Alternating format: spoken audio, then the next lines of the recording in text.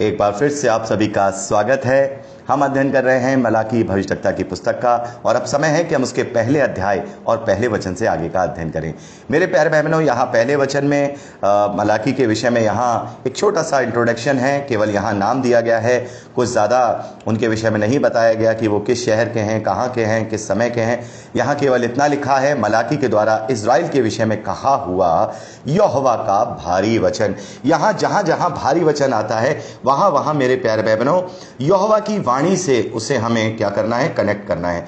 जो परमेश्वर की स्वयं की वाणी है, जैसे परमेश्वर ये कहता है या यहोवा की ये वाणी है, परमेश्वर यों कहता है, जहाँ जहाँ आता है वो परमेश्वर के भारी वचन में काउंट होते हैं। तो यहाँ पर जो भी बात की गई है वो परमेश्वर यहोवा की ओर से यहाँ पर की गई है, जो कि मलाकी भविष्यवक्ता के द्वारा की गई है। और जैसा परिचय में मैंने आपको बताया, मलाकी नाम का जो अर्थ होता है वो होता है मेरा दूत या माई मैसेंजर। तो यहाँ इस पुस्तक को पढ़ते समय हमें ऐसा महसूस होगा कि वाकई में परमेश्वर अपने दूत के द्वारा स्वयं अपनी बातों को मानव जाति तक पहुंचा रहा है, अपने विश्वासियों तक पहुंचा रहा है।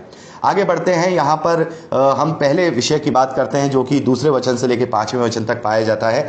यहाँ पर परमेश्वर के प्रेम को इग्नोर करना, उसे नज़रअंदाज करने के विषय में परमेश्वर ने ये बात कही है। परमेश्वर यहाँ यह कहता है कि मैंने तुमसे प्रेम किया, परंतु तुम पूछते हो कि तूने किस बात में हमसे प्रेम किया। यहोवा की वाणी है, क्या एसाव याकूब का भाई ना था? तो भी मैंने याकूब से प्रेम किया, परंतु एसाव को अप्रिय जानकर उसके पहाड़ों को उजाड़ डाला और उसकी पैतृक भूमि को जंगल के गीदड़ों के स्थान बना दिया। एदोम कहता है हमारा देश उजड़ गया है, परंतु हम खंडरों को फिर बसाएंगे। सेनाओं का यहोवा यों कहता है, यदि वे बनाएंगी तो भी मैं उन्हें ढा दूंगा। उनका नाम दुष्ट जाति पड़ेगा और वे ऐसे लोग कहलाएंगे जिन पर यहोवा सदैव क्रोधित रहे। तुम्हारी आंखें इसे देखेंगी और तुम कहोगे यहोवा का प्रताप इज़राइल की सीमा से भी आगे बढ़ता जाए। मेरे प्यारे भाई बहनों, यहाँ पर परमेश्वर अपने प्रेम को प्रकट कर रहे हैं।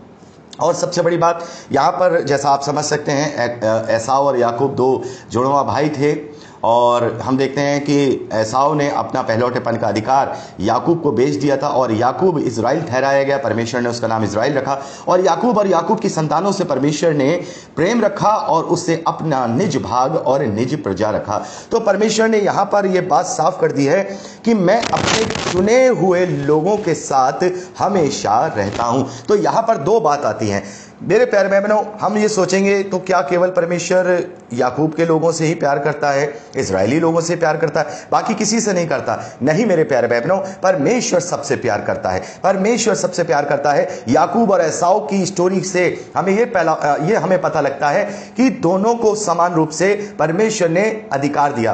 पहला अधिकार एसाव का था जो वो पहलौठा हुआ, लेकिन उसने अपना पहलौठेपन का अधिकार बेच करके परमेश्वर के उस अधिकार को तुच्छ जाना। लेकिन जिसने उसे ले लिया, परमेश्वर उसे चुना हुआ मानता है। समस्त मानव जाति के भी अंदर यही है। जिस जाति ने परमेश्वर को ठुकरा दिया और उससे पहचानना ना चाहा, तो परमेश्वर ने भी उनके निकम्मे मन पे उन्हें छोड़ दिया कि वह अनुचित रीति से कार्य करें और वो परमेश्वर से दूर रहे। लेकिन उनमें भी यदि कोई परमेश्वर का खोजी होता है, जैसा कि हम पढ़ चुके हैं कि यदि तुम काठ की बनाई हुई मूर्तियों के बीच में भी यदि मुझे खोजोगे तो मैं तुम पर अपने आप को प्रकट करूंगा। तो मेरे प्यारे भाई बहनों, इस दुनिया में तीन तरीके के लोग हैं। एक वो लोग हैं जिन्होंने परमेश्वर को ठुकरा दिया, उसके सुसमाचार को नजरअंदाज कर दिया, और एक दूसरे वो लोग हैं जो बुलाए हुए हैं, और उन बुलाए हुओं में से भी तीसरे वो लोग हैं जो चुने हुए हैं। इसीलिए प्रभु यीशु मसीह कहते हैं कि बुलाए हुए बहुत हैं लेकिन चुने हुए थोड़े हैं। मेरे प्यारे भाई बहनों, करोड़ों लाखों मसीह विश्वासी बुलाए गए हैं, सुसमाचार सुनाया गया और उन्होंने उसे एक्सेप्ट किया, उस पर अंगीकार किया, लेकिन उनमें भी चुने हुए हैं। प्रभु के भोज में बहुत सारे बुलाए गए, लेकिन असली रोटी का वही हकदार और भागी है जो चुना हुआ है। तो मेरे प्यारे भाई बहनों, हमें यह देखना होगा कि क्या हम चुने हुए हैं, क्योंकि हम प्रभु का नाम तो जानते हैं, लेकिन चुना हुआ वही है जो अंजीर की टोकरी में अच्छे अंजीर बनकर सिलेक्ट किया जाएगा। मेरे प्यारे भाई बहनों, केवल मसीह विश्वासी बन जाने से ही कुछ नहीं होगा, बुलाए जाने से ही कुछ नहीं होगा, बल्कि हमें चुना हुआ बनना होगा। और परमेश्वर इस वचन के द्वारा अपने प्रेम को दिखाता है कि चुने हुओं के लिए मेरा प्रेम अलग से है और उनसे मेरा प्रेम कभी भी ठंडा नहीं पड़ेगा, उनसे मेरा प्रेम कभी भी खत्म नहीं होगा। तो मेरे प्यारे भाई बहनों, यहां पर भले ही अलग तरीके से इजराइल को यहां परमेश्वर संबोधित करते हुए अपने प्रेम को यहां दर्शा रहे हैं कि मैं तुम्हें कभी नहीं छोड़ूंगा और तुम पुरानी बातों को याद करो और तुम मेरे प्रेम को भूल चुके हो, मैं तुम्हारे साथ हूं। देखो क्या दूसरी जातियों पर मैंने इतना न्याय किया? नहीं, तुम्हारे साथ किया। तो चुने हुओं के साथ भी यही होगा मेरे प्यारे भाई बहनों। चुने हुओं के साथ परमेश्वर अपने प्रेम को कभी ठंडा नहीं करेगा और उसका प्रतिफल, उसका इनाम, उसका रिवॉर्ड हमें स्वर्ग के राज में हजारों गुना ज्यादा मिलेगा मेरे प्यारे भाई बहनों।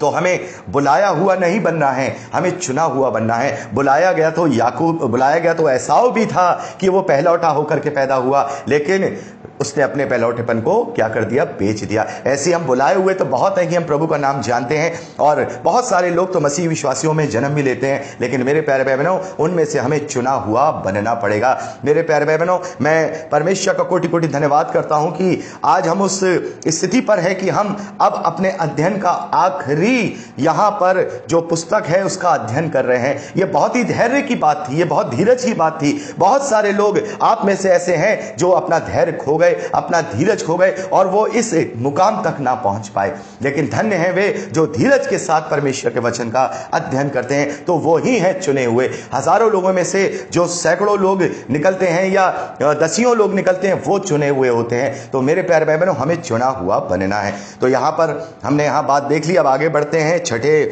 वचन से। यहां छठे वचन से लेकर के दूसरा अध्याय 9वें वचन तक यहां पर झूठी आराधना और गलत तरीके के आदर के विषय में यहां बात की जा रही है। जैसा कि आज भी हम देखते हैं मेरे प्यारे भाई बहनों कि परमेश्वर को तो हम सब जानते हैं, प्रभु यीशु मसीह को हम सब पहचानते हैं, उसका अंगीकार भी करते हैं, लेकिन अपने आप को गलत रीति से परमेश्वर को बलि करके चढ़ाते हैं। यहां पर गलत तरीके की बलि पशुओं को चढ़ाने के विषय में परमेश्वर ने याजकों को फटकार दी है। आपने यहां इसे पढ़ा ही होगा, अगर ना पढ़ा हो तो आप इसे अभी पॉज कर दीजिए और इसे पढ़ लीजिए। मेरे प्यारे भाई बहनों, यहां पर याजकों को परमेश्वर की फटकार है, पुत्र पिता का और दास स्वामी का आदर करता है। यदि मैं पिता हूं तो मेरा आदर कहां है, और यदि मैं स्वामी हूं तो मेरा भय मानना कहां है। सेनाओं का यहोवा तुम याजकों से भी जो मेरा नाम का अपमान करते हो यही बात पूछता है। परंतु तुम पूछते हो हमने किस बात में तेरे नाम का अपमान किया? तुम मेरी वेदी पर अशुद्ध भोजन चढ़ाते हो। तो भी तुम पूछते हो हम किस बात में तुझे अशुद्ध ठहराते हैं? इस बात में भी कि तुम कहते हो यहोवा की मेज तुझ है। जब तुम अंधे पशु को बलि करने के लिए समीप ले आते हो तो क्या यह बुरा नहीं? जब तुम लंगड़े या रोगी पशु को ले आते हो तो क्या यह बुरा नहीं? अपने हाकिम के पास ऐसी भेंट ले जाओ, क्या वह तुमसे प्रसन्न होगा या तुम पर अनुग्रह करेगा? सेनाओं के यहोवा का यही वचन है। मेरे प्यारे भाई बहनों, यहां पर गलत तरीके की भेंटों को फिजिकल रूप से चढ़ाए जाने की यहां पर परमेश्वर भर्त्सना कर रहे हैं। लेकिन मेरे प्यारे भाई बहनों, जैसा कि परमेश्वर कभी भी फिजिकल बातें नहीं करता, वो आत्मिक बातें करता है, तो यहां पर भी जो बलि पशु चढ़ाने के लिए उनका जो मोटिव है वो गलत है। मेरे प्यारे भाई बहनों, वो बलियां तो चढ़ा रहे हैं, लेकिन वो केवल और केवल उन बातों के लिए चढ़ा रहे हैं, उनके मन में कोई प्रायश्चित नहीं है। वो केवल अपने पापों की क्षमा हो जाएगी इसलिए बलि चढ़ा रहे हैं। उन्होंने एक नियम, एक व्यापार बना दिया। जैसा प्रभु ने अपने समय में जब उसने देखा कि मेरे पिता का जो भवन है वो व्यापार का अड्डा बन गया है, उसने वहां पर सारे जो लगे हुए थे तखत वगैरह सब उलट दिए और सारे जानवरों को वहां से भगा दिया। मेरे प्यारे भाई बहनों, अब हमें भी एक बलि चढ़ानी है। हम रोमियो की पत्री 12वें अध्याय में पढ़ते हैं कि खुद को जीवित, पवित्र और परमेश्वर को भावता हुआ बलिदान करके चढ़ाओ, यही तुम्हारी आत्मिक सेवा है और यही तुम्हारा बलिदान है। तो आज ऐसा हो रहा है कि हम परमेश्वर के समीप तो जा रहे हैं, लेकिन मेरे प्यारे भाई बहनों, हम मन के अशुद्ध हैं। क्या अशुद्ध बलि, अशुद्ध पशु परमेश्वर को प्रसन्न कर सकता है? यदि हम मन में अशुद्ध हैं लेकिन हम परमेश्वर को खुद को चढ़ाने का प्रयास कर रहे हैं तो यह बलि अशुद्ध मानी जाएगी। मेरे प्यारे भाई बहनों, अंधे पशु का मतलब यदि हम झूठी शिक्षाओं पर चल रहे हैं और झूठी शिक्षाओं को मान रहे हैं, बाइबल से कोई भी रेफरेंस लेके अपनी शिक्षाओं को, जो परमेश्वर की वचन की शिक्षाएं हैं, उन्हें हम सही नहीं कर रहे हैं, उन्हें जांच नहीं कर रहे हैं, तो इसका मतलब हम आपको अंधे पशु बन के बलि चढ़ा रहे हैं। मेरे प्यारे भाई बहनों, हम यदि परमेश्वर के लिए हम लंगड़े हैं और रोगी हैं तब क्यों हैं? हमारी आत्मिकता में घाव लगे हुए हैं, हमारी आत्मिक उन्नति कुछ भी नहीं है और हम परमेश्वर को अपना बलिदान चढ़ाने जा रहे हैं। यह परमेश्वर की दृष्टि में गलत है। ये उसका आदर सम्मान करना नहीं, बल्कि परमेश्वर को हल्के में लेना है। तो मेरे प्यारे बहनों, परमेश्वर चाहता है कि हम अपने आप को जीवित, पवित्र और उसको भावता हुआ बलिदान करके चढ़ाएं। तो हम यदि अपने आप को चढ़ा रहे हैं, अपनी आत्मिकता को चढ़ा रहे हैं, तो हमें देखना होगा कि हम मन के शुद्ध हैं या नहीं, हम सही मायने में सही शिक्षाओं में हैं या नहीं, कहीं हम वचन का पालन करने में लंगड़े तो नहीं है, कहीं हम आत्मिकता में रोगी तो नहीं है। तो हमें यह देखना होगा। आगे लिखा है, मैं तुमसे कहता हूं, ईश्वर से प्रार्थना करो कि हम लोगों पर अनुग्रह करें। यह तुम्हारे हाथ से हुआ है, तब क्या तुम मुझे समझते हो कि परमेश्वर तुम में से किसी का पक्ष करेगा? सेनाओं का यहोवा का यही वचन है।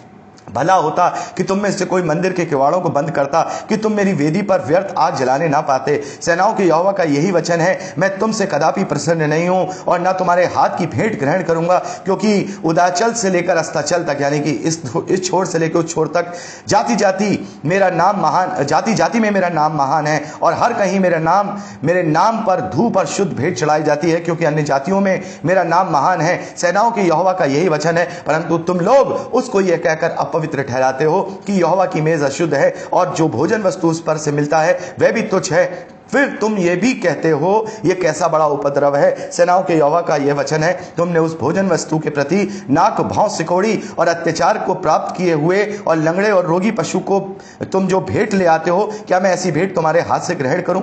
तो आप पूरा पढ़ सकते हैं मेरे प्यारे भाई बहनों। यहां पर उस समय के लोगों के लिए वो परमेश्वर की जो उसकी वेदी पर जो चढ़ा हुआ होता था, उससे वो लोग क्या करते थे? नाक मुंह सिकोड़ते थे। यानी मेरे प्यारे भाई बहनों, वो पूरी रीति से परमेश्वर का आदर सम्मान नहीं कर रहे थे, वो केवल दिखावे का ही कार्य कर रहे थे। और ऐसे याजकों पर मेरे प्यारे भाई बहनों, और आज तो कोई याजक नहीं होता, लेकिन प्रचारक तो होते हैं, ऐसे प्रचारकों पर भी परमेश्वर उन ऐसे प्रचारकों को भी आज ये कह रहा है कि वो उन्हें झूठी शिक्षाओं में रखे हुए हैं, और उन्हें एक लंगड़ा, एक अंधा, एक रोगी पशु समान एक बलि परमेश्वर को चढ़ाने के लिए उन्हें परमेश्वर के भवन में ले आते हैं। मेरे प्यारे भाई बहनों, मैं बहुत सारे लोगों को देखता हूं, बहुत सारे लोग हैं जो अपनी अपनी कलीसियाएं चलाते हैं, लेकिन उनकी कलीसियाओं में वो पूरी रीति से आत्मिक लोग नहीं होते, ना ही वो पूरी रीति से परमेश्वर के वचन को जानते हैं, क्योंकि उन्हें सिखाया ही नहीं गया, लेकिन फिर भी उन्हें वो प्रभु की मेज में शामिल करते हैं, और खुद भी होते हैं, उन्हें भी करते हैं, लेकिन केवल किस लिए? इसलिए कि उनके कलीसियाओं में लोगों की तादाद बढ़ी रहे, ताकि उनका 10वां हिस्सा उन्हें मिलता रहे। लेकिन मेरे प्यारे भाई बहनों, ऐसे प्रचारक और ऐसे लोग जो कि जिसके लिए प्रभु यीशु मसीह ने यह कहा कि अंधा ही अगर अंधे को मार्ग दिखाएगा तो दोनों ही गड्ढे में जा पड़ेंगे, ऐसी कलीसियाओं की आज बहुतायत से हम देखते हैं। मसीह विश्वासी समाज में बहुतायत से उनकी उपस्थिति है।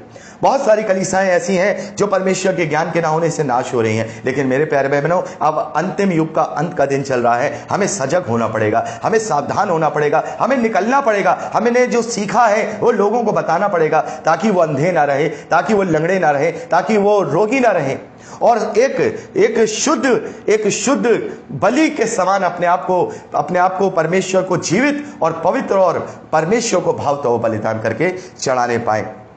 तो मेरे प्यारे भाई बहनों, आप यहाँ पर पूरा पढ़ सकते हैं। आगे हम बढ़ते हैं। यहाँ पर हमने पहला अध्याय कंप्लीट कर लिया है, क्योंकि दूसरा अध्याय भी इसी की कंटिन्यूटी में है। आगे लिखा है, अब हे याजकों, ये आज्ञा तुम्हारे लिए है, यदि तुम इसे ना सुनो और मन लगाकर मेरे नाम का आदर ना करो, तो सेनाओं का यहोवा यूं कहता है कि मैं तुम्हें श्राप दूंगा, और जो वस्तुएं मेरी आशीष से तुम्हें मिली हैं उन पर मेरा शाप पड़ेगा, वरन तुम जो मन नहीं लगाते, इस कारण मेरा शाप उन पर पड़ चुका है। देखो, मैं तुम्हारे कारण बीज को झिड़कूंगा और तुम्हारे मुंह पर पर्वों के यज्ञ पशुओं का मल फैलाऊंगा, और उसके संग तुम